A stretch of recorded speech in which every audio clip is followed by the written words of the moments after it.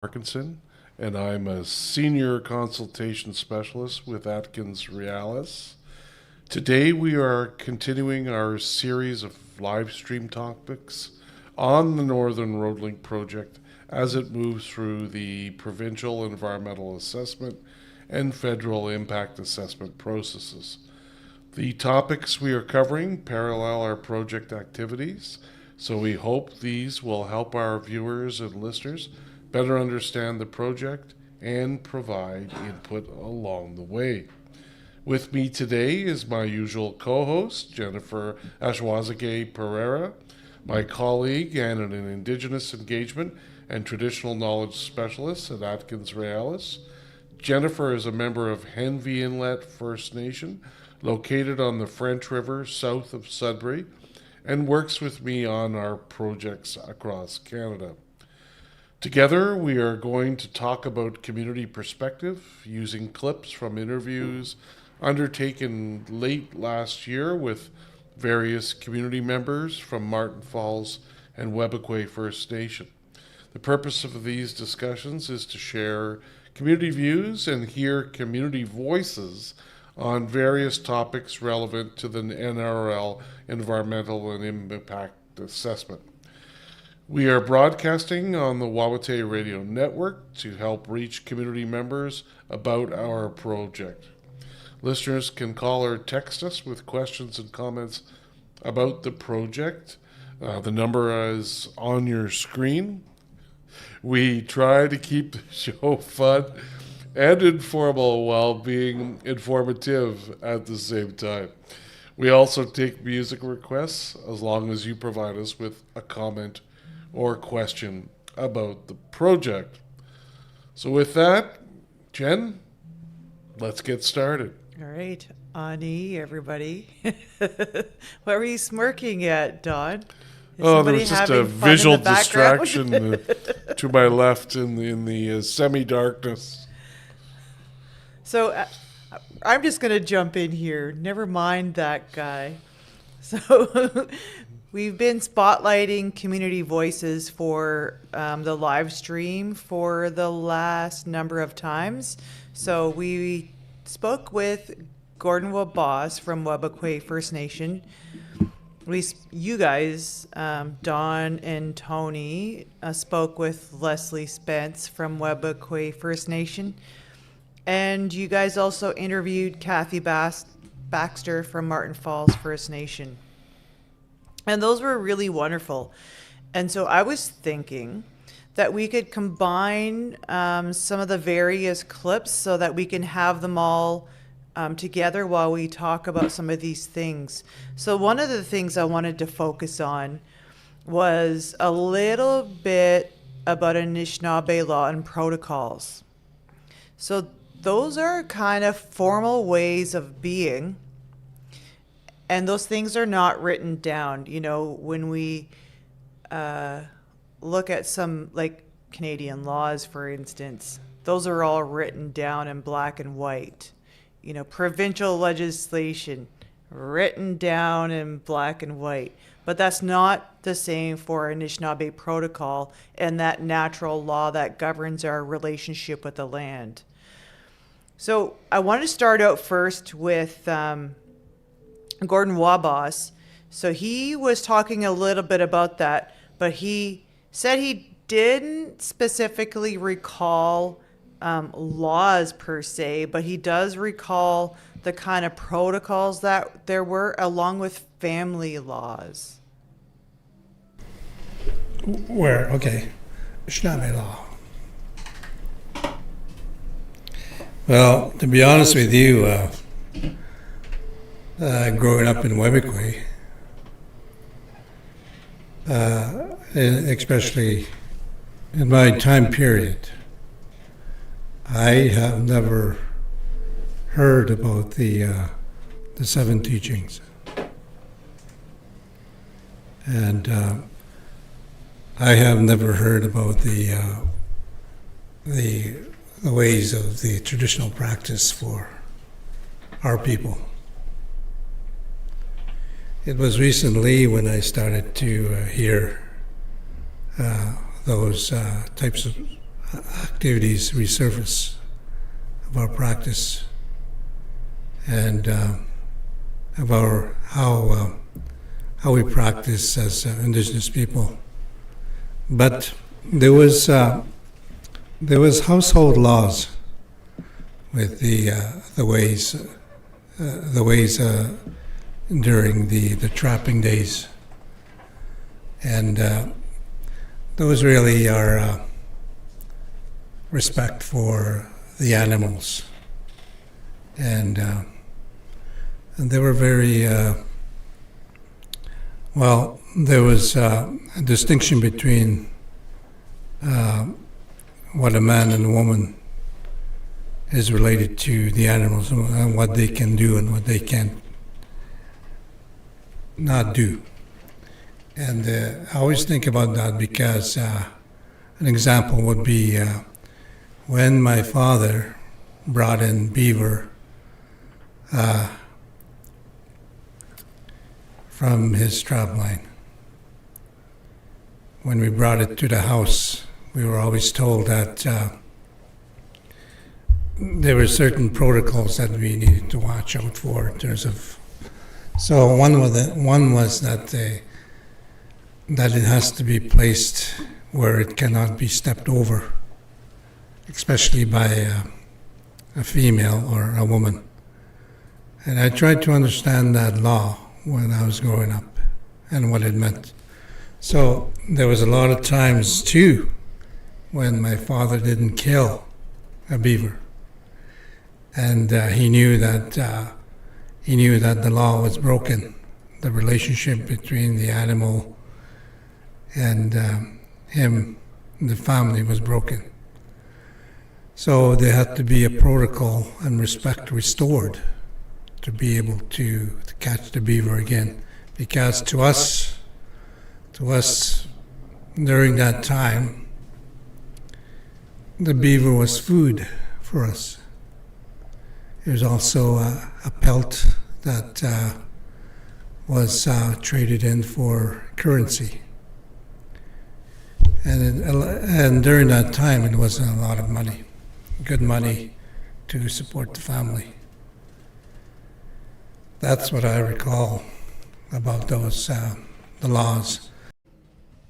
So isn't that so important, Don? There's that reciprocal relationship, and we have to have that respect for the land as we, how would I say that? As we enjoy the bounty from the land and that the land provides for us. And if that respect is not shown, then there needs to be a reset Yes. done, right? To reestablish that relationship between the animal and people, right? Exactly. So there's that, respecting that understanding, and if there's no respect, if there isn't respect, then you need to start again and heal to correct yourself and make sure that doesn't happen again. It's really, really interesting to hear it at such a granular kind of level, isn't it, Jen? Exactly. And one of the other things I like to say is that Indigenous people are the OGs of sustainability, because, part of that natural law and some of those protocols include not taking more than what you need, right? And not taking a life that you don't need to. So those are some sustainable rules, if you will, like just like you go into a place to harvest, like in my territory, there's certain medicines that we like to harvest, and we never ever clean out an area of that particular medicine. You have to leave a lot there, and also there's that gratitude, that we have that. So that's a little bit about that. And then I want to turn to the conversation that you and Tony had with Kathy Baxter. I really enjoy listening to that conversation. So Kathy Baxter is from Martin Falls First Nation, and I understand from listening to the interview that she grew up on the land and not in the community. And so she had a similar experience as Gordon. So she learned about protocols and natural law as well. And again, these things were not written down. And the other thing that she said was they were not specifically taught. So, like you didn't sit there and someone, for lack of a better term, preach to you about natural law or respect, but instead, these sorts of ethical behaviors were displayed through example. Was that what you got from that conversation, Don? Oh yeah, yeah. Let's listen to that quote or that clip, and then we'll come back. Well, we grew up on the Albany, away from the reserve. We were alone, our family and my uncle's family. We were up in Washi Lake most of the time. From there, we traveled wherever, spring camping, fall camping, winter camping, that kind of stuff. Okay. And my parents, my dad and my uncle used to go to Uguki every now and then to go get supplies. I remember that as a kid. And Was it like going to the big city? oh, we never went hardly. Oh, okay. We yeah. hardly lived on the reserve when I was there, Okay. when I grew up. We'd go down to Uguki maybe a week because my dad was always working and doing stuff. So we didn't live there. So you at really all. lived off the land then? Eh? Yes, Yeah. I did. In the bush. I lived in the bush. Wow. And I didn't see anything till when I went to boarding school. Yeah. When they picked me up, I didn't know where I was going. Wow. It's strange. And, but you get to learn all these things. All the teachings they don't tell you, oh, this is what you're learning today. Yeah. Love, Yeah. respect. They don't do it that way. It's just a gradual way of learning. We watch and learn. Yes. We know as children that we used to stand there and watch our parents doing something. They don't tell us, come here and watch. No. It was just free. You learned by just by experience, watching, right? yeah. By watching them how Doing they stuff. live their lives, Yeah. right? Yeah. And it's in there. It's in there all the time, she was saying. So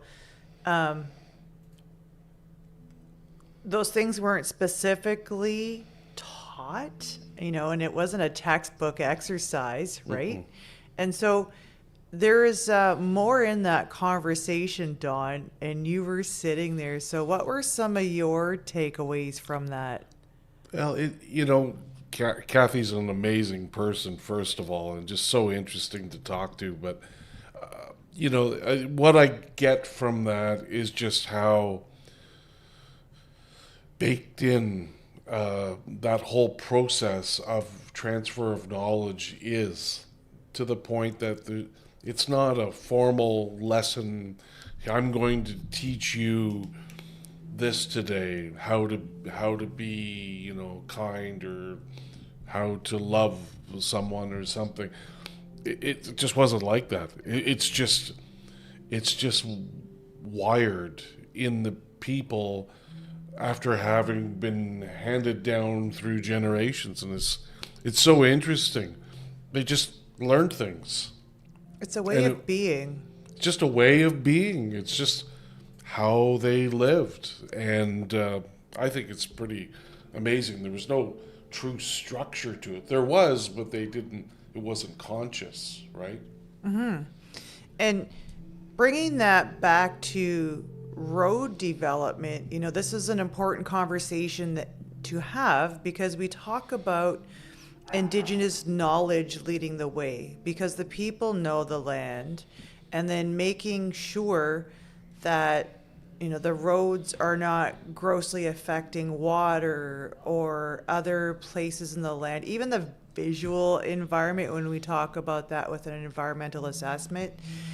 Because of the responsibility to the land. You know, that's innate and that's a fundamental part of who we are.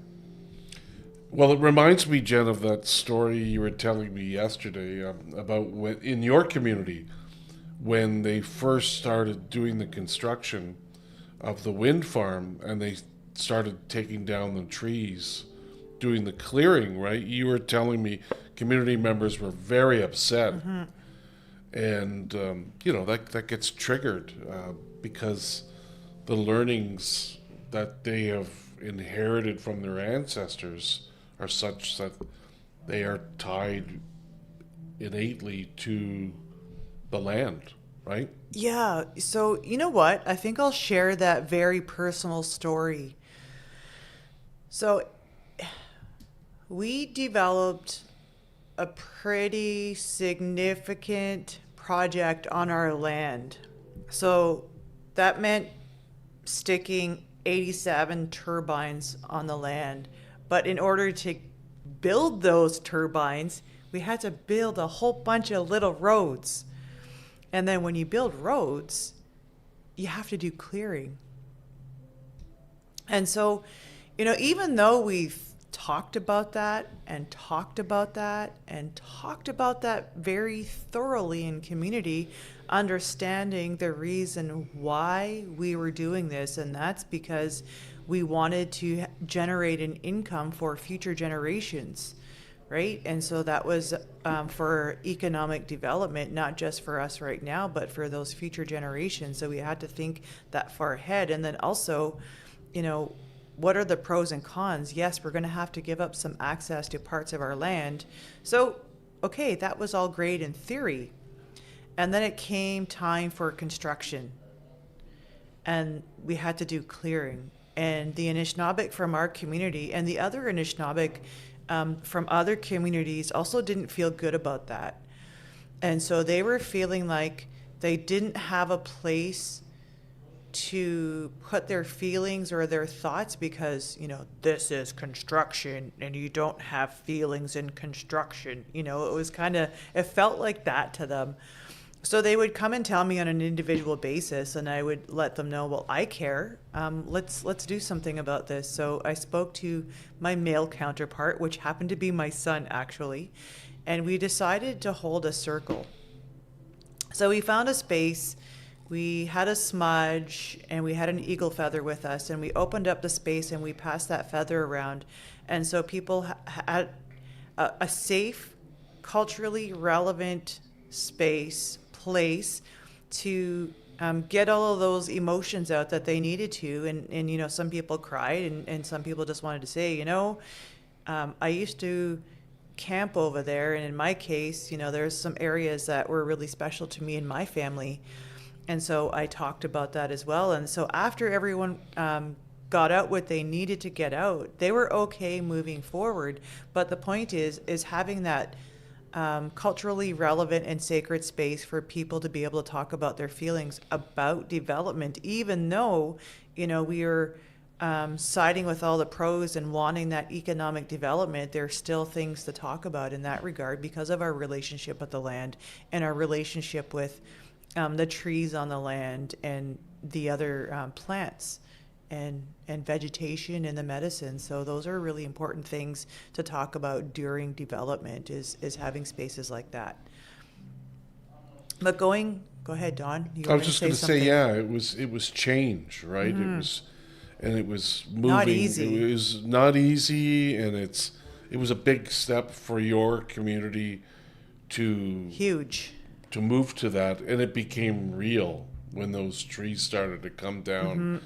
And community members started to see that change. It was change, and things would be different, better in some ways, and maybe not as good in others because of the footprint of the project. But it's what had to happen to keep the community sustainable. Absolutely. And just a quick note I want to talk about Leslie Spence.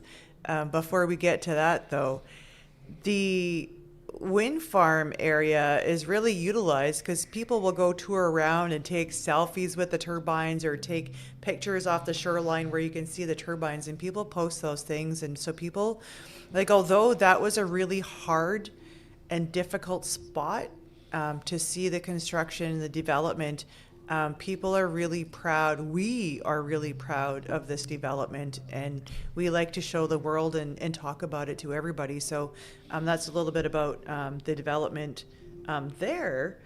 And then when we talk about road developments, there's pros and cons, right? And I know you guys, again, without me there, had a conversation with Leslie Spence from Webakwe First Nation, and he talked about access to alcohol and what it was like when he moved to the city. So if we could roll that clip. I was already drinking, but not as much as when I was in the res, and then You said no access to it. yeah, like I had little access in the res, like drinking, and then I had more access moving in the res with my, then created more problems. Yeah. Yeah.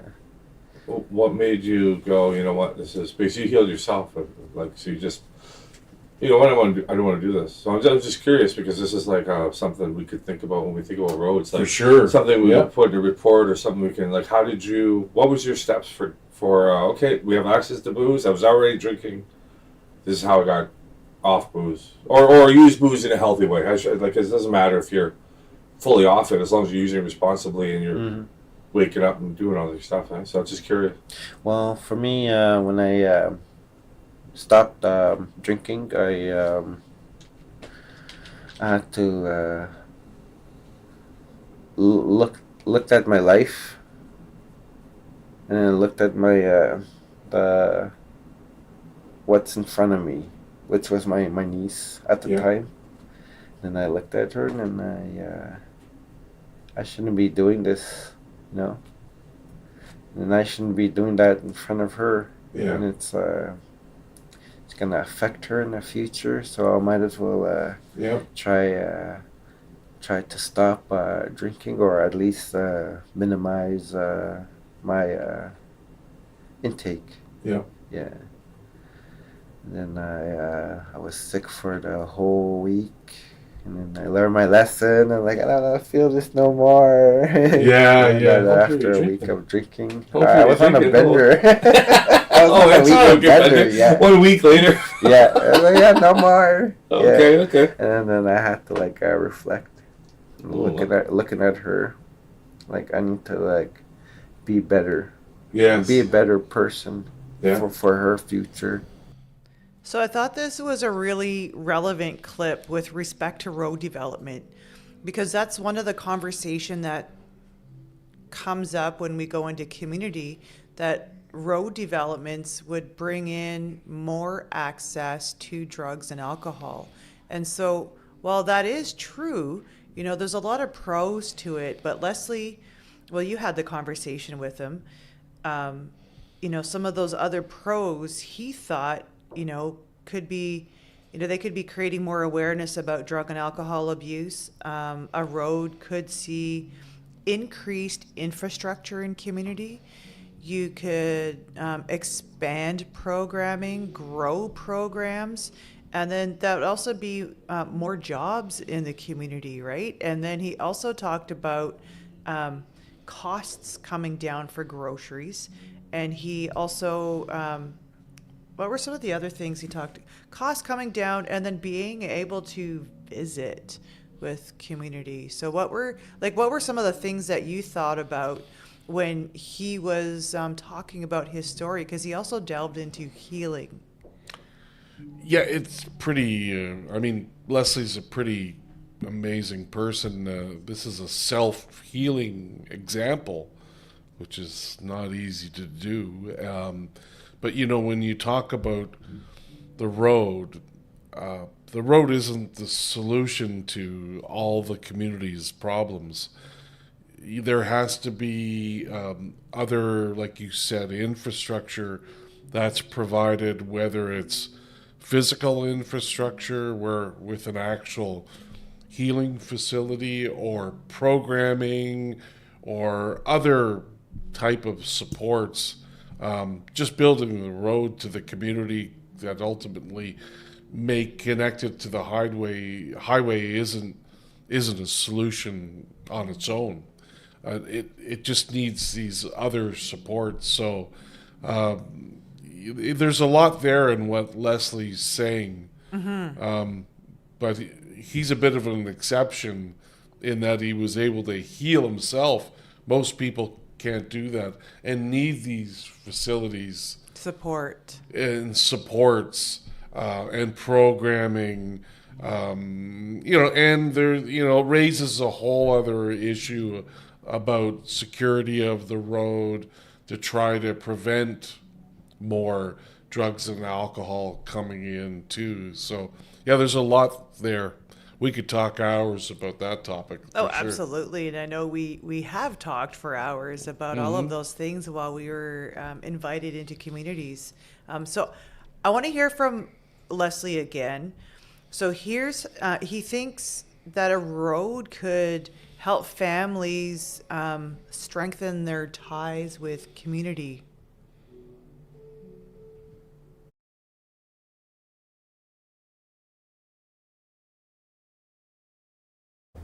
Or Summerfest. I think I see more of people coming in for a gathering, like our powwow or our summer festival, to come celebrate with us. Yeah, It's more. that's interesting. Yeah, it's more. So it may actually. So, I mean, it's you're gonna have trouble with certain things, but there also is an enhancement. You'd be able Yes.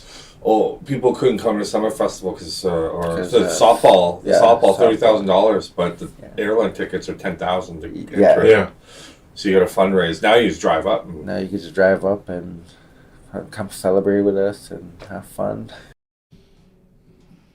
So I like that he said that. That's a nice positive thing. You can go to Webequay more. You can go celebrate. And I know we've talked about this in the past where that sometimes when we go to community to be with family, it's always more often for a sadder event, if you will, like the passing of a loved one and things like that. But a road would help things be more affordable. You can jump in your car and drive on over there. I know it would be a pretty long drive eventually to get there. And you can take a whole family there. Can you imagine trying to take your whole family on a plane and the cost of that? Yeah, it's just not feasible, right? So, as much as some people may say a connection to the highway system might result in people leaving the community and not coming back, I think the ties between communities and between members of the communities would very likely get stronger, right? So that term that's used in the environmental assessment document is community cohesion. That bond between community members within a community and with neighboring communities, because quite often there's close family ties with neighboring communities. So it's a very optimistic view of the roads, helping to keep those bonds and keep those traditions that community members have alive, right? Strengthen the language as well, perhaps. Yeah, and I think you hit the nail on the head, Don, to strengthening those ties between communities and those respectful relations. So let's hear this clip from Kathy, and she talks about how she was taught to be respectful. My dad was a big one for telling us to live right, respect everything. Yeah. Yeah. It was just there. I don't know. Like even when I went to work up north, he used to tell me, "Okay, when you go up there, you don't look down at people. You don't Yeah. call them down. You don't. You be nice. So I like to tie that in there because I think that exemplifies the way that we conduct ourselves in other communities, right? When we go in there, and other community members going in, like if Webequie members go into Martin Falls and vice versa, or elsewhere, that's just the way of another way of being, right? And then talking about, we were talking about those respectful relations, and not just with each other, with communities and with the land as well. So with the road developments, I think it's a very careful balance, right? It really is. Yeah, the whole concept of respect is, and the way that Kathy described it there was really interesting. That sort of diplomacy, right? If you're a guest in a neighboring community, there's a way to conduct yourself, and of course you expect the same the other way around too, right? So yeah, that's interesting comments. Wow, some really good clips, and we hope to do more of these Yes. interviews, Jen. It's hard sometimes trying to be able to, because everyone's busy, but be able to spend the time. But we're going to keep trying to do more of these so we can share these community perspectives with everyone like we're doing now. So that wraps up today's discussion. Miigwech. And we hope this was helpful and makes you want to come back and join us again for another show. Don't forget to keep in touch with our project team members through the contact information available on our website, northernroadlink.ca. Miigwech, and make sure to look out for project updates on social media and our website. How Bamapi.